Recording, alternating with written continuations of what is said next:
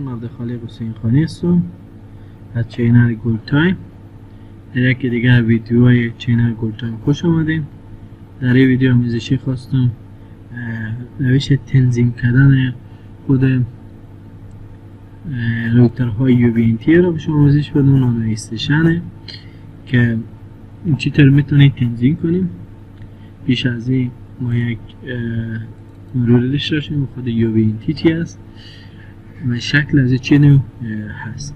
UBNT مانند این رویتر است، همین که میبینیم این شکل 4 کنج است که اگه ما در این قسمت ببینیم رویتر معلوم شه. این رویترهای UBNT نانو استیشن که شما هم میتونید به ایس رویتر از استفاده کنه، هم به ایس گیرنده از این میتونید استفاده کنید. هر دو قابلیت رو میتونیم داشته باشه. میتونیم پوینت تو پوینت داشته باشیم با این نانو استیشن. مثلا در این قسمت این نانو استیشن یک TRX داره، ترانسفر داره و یک RX یا ریسیور که بعد از به ای میده. به کامرا وصله، کامرا به از ای IP میگیره و وصل میشه و ای IP برای از این سند میکنه با ای ریسیو میکنه میگیره بعد از به سویچ میده. خب این یک مسئله میتونه. ما همچنین من حیث یک رویتر هم از این میتونه استفاده کنیم. امروز از این رویترها بیشتر برای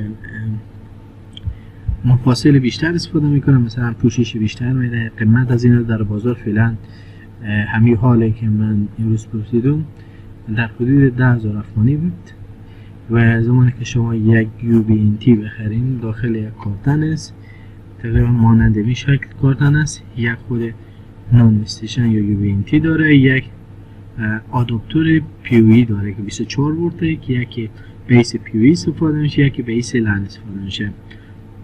یک پاور کارت داره کمی یا قسمت پاور داره که در پشت از این وصل میشه و سر دیگر از این به برق زده میشه.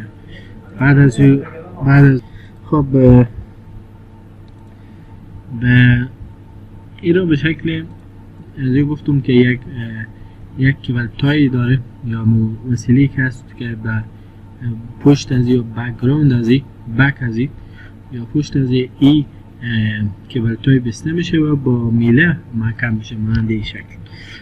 در این قسمت روی کیبل تای ها به جون میله وصل شده و این میله یک رویتر استفاده شده و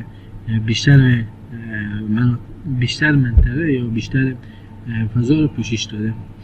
و زمانی که شما بریم در این قسمت ما چند دکمه داریم، یکی سکندری، یکی مین هست و یکی ریست. شما با استفاده از کلید با گرفتن از این شما میتونیم این دستگاه رو ریست کنیم و همچنین مین پورت هست، پورتی هست که با هی شما میتونیم دیتاها خواستین رسید کنیم با پاور هم از این مین میتون میشه. اگر این خراب شه یا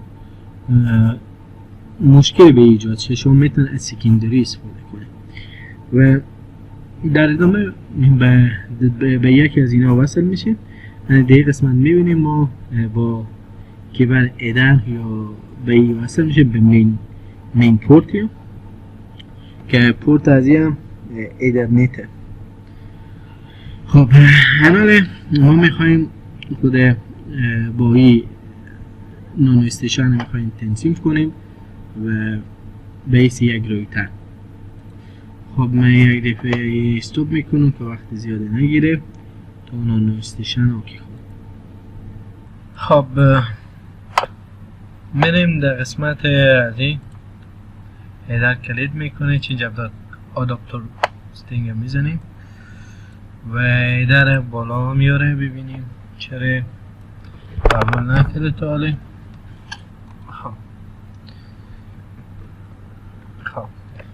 خب ما رو هیدر خو یک آی پی ست کردیم. اگه ببینیم در قسمت هست گذاشتم 192.168.1.21. ای شما هر عدد میتونه میذاریم، 22 میذاریم، 23 میذاره، هر عددی بغیر عددی باشه.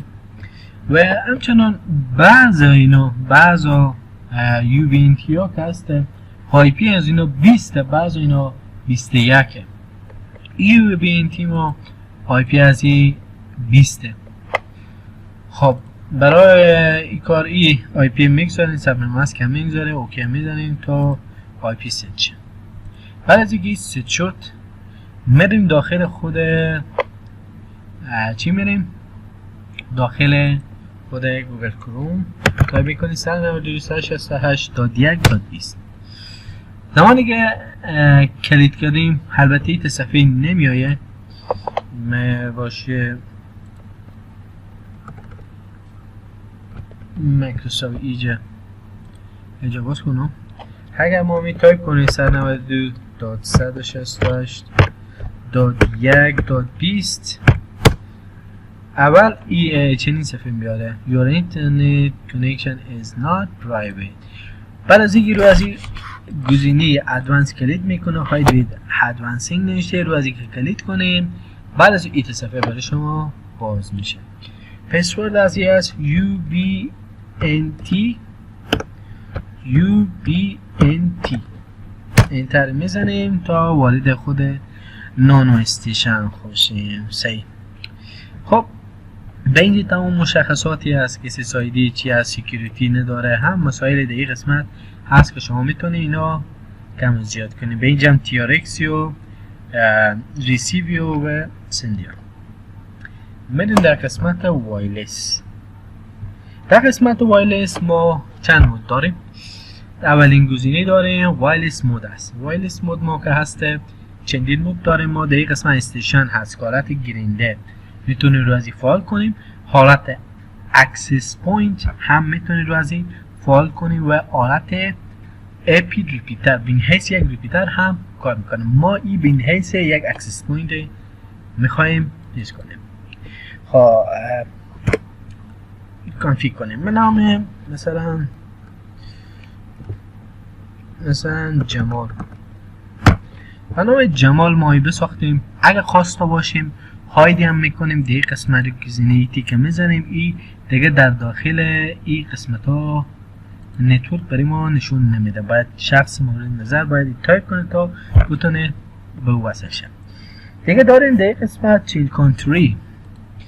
ما در اینجا استرالیا انتخاب کردیم و اینجا چندین کانتری دیگه هم شما بعد از اینکه کانفیگ کرده باشیم میتونیم کشورهای انتخاب کنیم. اما در اینجا افغانستان و ایران و بعض کشورها دیگه نداره.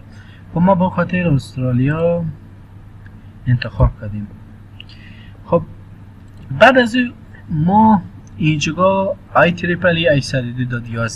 نوع وایرلس ازی که هست مکسیمم BGN نوع خود وایرلس ها هست که شما میتونید با BGN که رو فرکانس 2.4 کار میکنه میتونید استفاده کنیم که ای با صورت دیفالت همی هست و ای فعلا قابل تغییریه. خب ما در این قسمت داریم چینل بیتس. ما زمانی که ما 20 مگاهرتز استفاده میکنیم یا 30 مگاهرتز یا 40 مگاهرتز، مگاهرتز همی هست که پوشش زیاد میده. خب پوشش زیاد میده ولی سیگنال درست نمیرسونه، باعث ضعیفی سیگنال میشه و همچنان ما به صورت دیفالت هم ما 20 مگاهرتز هست که اینجا انتخاب میکنیم. و در این قسمت هست فرکانسی هایی که به صورت فری هست، شما میتونید در این قسمت ببینید هر فرکانسی خواسته باشیم انتخاب میکنیم. ما به صورت پیشور رو اتو قرار میدیم که خود هر فرکانسی نیاز داشته باشه چا کنه بگیره. و زمانی که رو از این کلید کنیم ما میتونه از این فرکانسی ها چند تا سلیکت کنیم که مورد نظر با منطقه ما کار میده و میتونیم همه انتخاب کنیم، میتونیم یک انتخاب کنیم. زمانی که هیچ فرق نداره اگه انتخابم بکنیم و نکنیم هیچ فرقی با حال از این نداره، چون ای اتو انتخاب کنیم خود از این انتخاب میکنه با دیفالت و پس تیک از این ور میداریم. خب اینجا یکی از این آنتر موقع است 11 dBi است و این حالت خود از این هست که این نمیتونیم متغیر رو بیاریم. اما آوتپوت پاور یعنی دیبی که بتونه به صورت انتقال فرکانسی و همچنین که باعث که به بدن اشخاص چیز ضرر نرسونه. این ما به صورت دیفالت میگذاریم 12 میگذاریم. شما هر عدد خاص داشتین میتونید بگذارید. و یه هم آلترناتیو هست دیتا ریت ماجول هست که یه هم صورت دیفالت ما میگذاریم و حالت دیفالت میگذاریم و همچنین ماکسیمم تی آر ایکس و ریت بهترین صورت انتقاله. اینا هر کدوم انتقال استفاده کنیم ما مثلا میتونیم تا چند MBPS پر سکند میتونیم دیتا خو انتقال دیم که اینا همه به این قسمت نشته و میبینید طوری که اینجا میریم وقت برای ما IP داد و DCP ازیم و همچنین در این قسمت میتونیم سرعت های مختلف برای دیتا سند و اینا استفاده کنیم و این رو ما میذاریم ماکسیمم رو 270 یا 300 تا 300 MBPS پر سکند میتونه برای ما دیتا های انتقال ده و رسیو کنیم.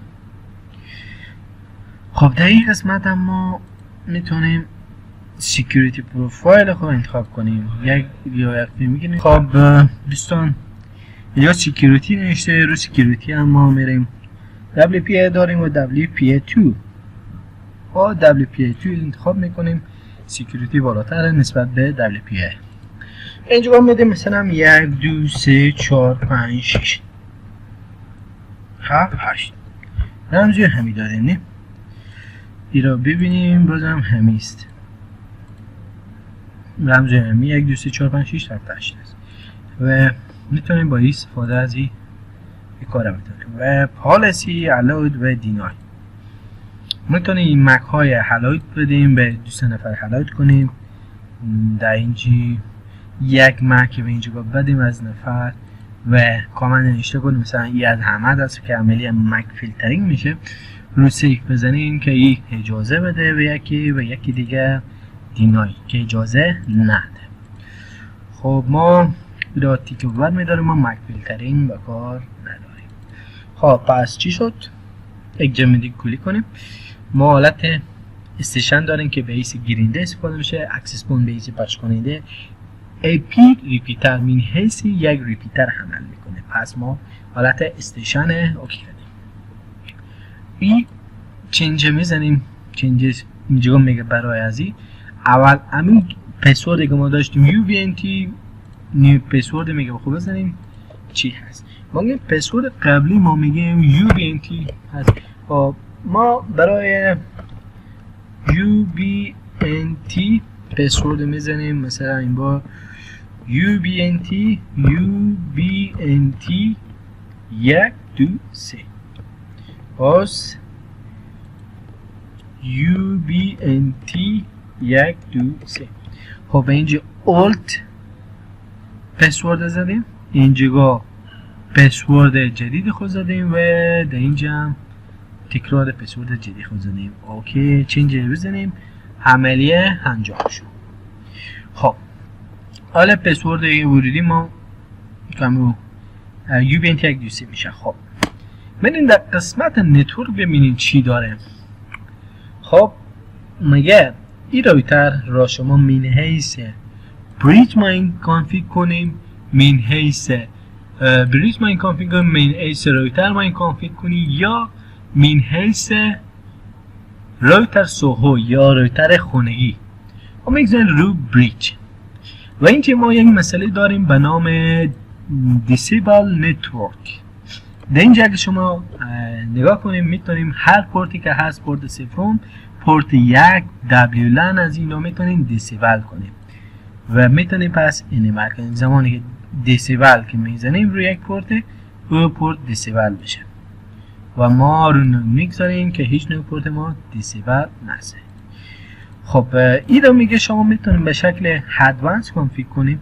من حیث ادوانس بسیار شکل پیشرفته میتونیم کانفیگ کنیم، میتونیم به شکل سیمپل چیز کنیم. ما اول سیمپل توضیح میدیم بعد از اون میریم رو مسئله بقیهش. خب ما در این قسمت DCP داریم و استاتیک. DCP خودی برای ما IP توضیح میکنه. با استفاده از او IP ما میتونیم چکار کنیم؟ با استفاده از آی پی از ما میتونیم یک سر اصلا نیاز نداره که ما آی پی وارد کنیم، خود بریم آی پی میده و ما میتونیم وصل شیم. اگه استاتیک بود شما یک آی پی وارد میکنیم و او سبب مست میدیم، دیفالت گیتوی میدیم، دی ان اس میدیم و دیگه مسائل دیگه میدیم. و حتی MTU میتونه اینجور تغییر دیم. MTU یعنی ماکسیمم ترانسفر یونیت گفته میشه و این به صورت دیفالت در بیشتر مسائل که هست MTU 1500 باشه. و دیگر مسائلی داریم به نام ویلن مثلا میتونه شما اینا همه یک آی پی بدیم، اینا می دی سی پی داخل یک ویلن آی دی بدیم و این در داخل از او بگذاریم و تیکه از این داریم و این آتو آی پی اساین به صورت پیشور خود آی پی میده. و یک دیگر هم STP است. شما میتونید بایستی اگه چند تا چیزش داشتیم میتونیم از spanning tree پروتکل استفاده کنیم که این یک نوع پروتکلی هست که در قسمت ریدندنسی یا برای جلوگیری از لوپ در شبکه استفاده میشه. به صورت بسیار خلاصه بگم و در این قسمت شما میبینیم نوشته IP version enable. شما میتونیم به شکل استاتیک و به شکل CLS یا به صورت دیگری میتونیم این IP version 6 کانفیگ کنیم. ما این را نیاز نداریم، پس این را دیسیبل میکنیم. این چنج هم میگیم اوکی، خلاص دیگه مشکلی نداریم. میریم در قسمت بعدی. در اینجا ما یک سری مسائلی داریم که اینا دیگه چی داریم؟ IP پینگ، IP خب 444 پورت 80 پورت از خب اینا هم برای شما انشالله از عمال شروع میکنیم. خب اینجا بدیم. خب در این قسمت ما یک مسئله داره به نام دیستنس، فاصله که میتونه چی اندازه فاصله میتونه مثلا سپورت کنه. اگر این رو کش کنیم کلا دیستنس میبینیم تا چند 24 کیلومتر. میگه 24 کیلومتر ماکسیمم چیزی میتونه دیستنسی که میتونه این پوشش بده 24 کیلومتر. ما این دیستنس معمولا رو کم میگذاریم و همچنین بیشتر جا این رو صفره. 3 کیلومتر 1 کیلومتر هر جایی که تعداد خواستم شما چید. و یک دیگر داره اگریگیشن. اگریگیشن اگر شما پروتکل های اگریگیشن مطالعه کنیم میبینیم که یک سری مسائل اگریگیشن در این قسمت اضافه است که شما میتونید اینیبل کنید و یا فریم ها کم زیاد کنیم. مولتیکست دیتا حلایت مثلا اینجا میگیم مولتیکست دیتا، مولتیکست اینیبل و دیگر مسائل دیگر داره. اکستندد و دیگه کلاینت سولوشن، اینا همه مسائلی هست که در این قسمت اوکی هم. خب در اینجا ما داریم لن 1 داریم و لن 2. لن 1 میتونه اسپید از کم زیاد کنیم، فول دوپلکس کنیم، فول مثلا 100 MB فول باشه، 7 باشه و فول و 7 باشه و هر دو تا میتونیم در این قسمت اینا رو چکار کنیم سپورت کنیم.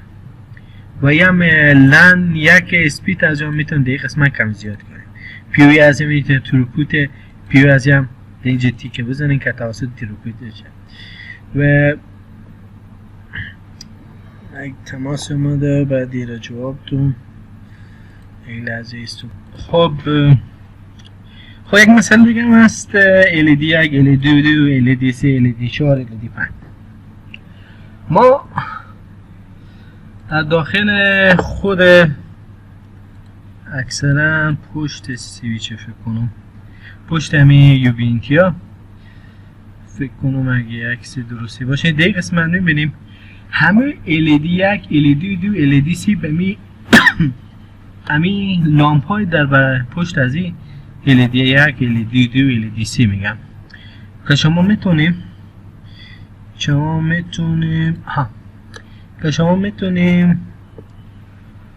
دیگه اینا هم کم زیاد کنیم، تروپود دی بی آی و دیگه مسائلی از این میتونیم چیز کنیم، کم زیاد کنیم. میریم در قسمت سرویسز. خب سرویسز یک قسمت بزرگیه و مهمیه که در داخل هزی می باشه. ما یک قسمت داریم به نام SNTP. این یک نوع پروتکلی هست که در قسمت در قسمت سند و ریسیو ایمیل ها استفاده میشه و میتونیم این را هم انیبل کنیم و یک کانتنت برای واسه لوکیشن و دیگر مسائل برای این را میتونیم انیبل کنیم. یک داره به نام پینگ واچ. این پینگ واچ هم میتونیم شما با یک آی پی با دیگر مسائل دیستنس از این میتونیم انیبل کنیم.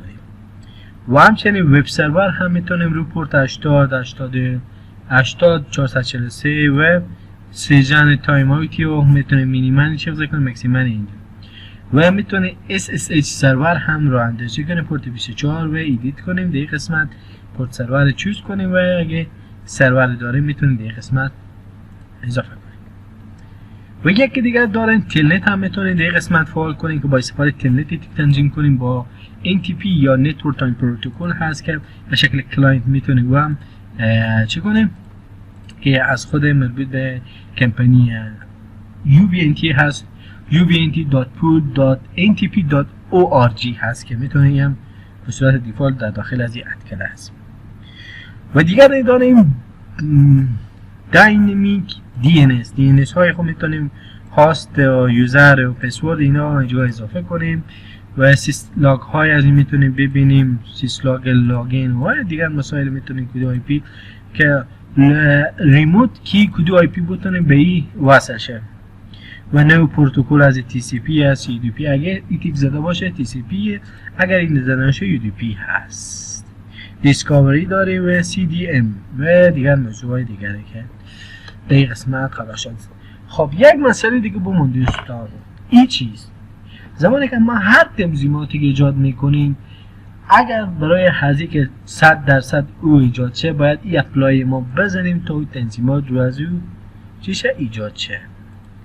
دیگر هم مسائل خود به سیستم هست که میتونیم چیز کنیم. من واسه که حالا قبلا من چی کرده بودم، رمزی عوض کرده بودم و اپلای که زدم حالا شاید ما رو بیرو بندازه و با دوباره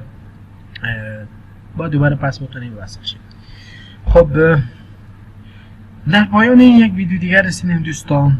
بریم داخل چینل خودتان، چینل گل تایم، گزینه مشترک شدن یا سابسکرایب کلیک کنید رو گزینه همه قرار دین تا هرچند ویدیوهای جدیدی ما بسازیم شما اولین نفر بیننده باشه. ما همچنین ویدیوهای مختلفی در قسمت لینوکس، در قسمت خود رویترهای تیپ لینک و مایکروتیک ساختیم و انشالله در آینده هم میسازیم. بعضی از مسائل مونده هونا هم در داخل چینل قرار میدیم و امیدوار هستم هیچ ویدیو مورد پسند شما قرار گرفته باشه و بتونید از روی یک چیزی یاد بگیرید و بتونید در یک جای استفاده کنید. فعلا خدا حافظ تا یک ویدیوی دیگه.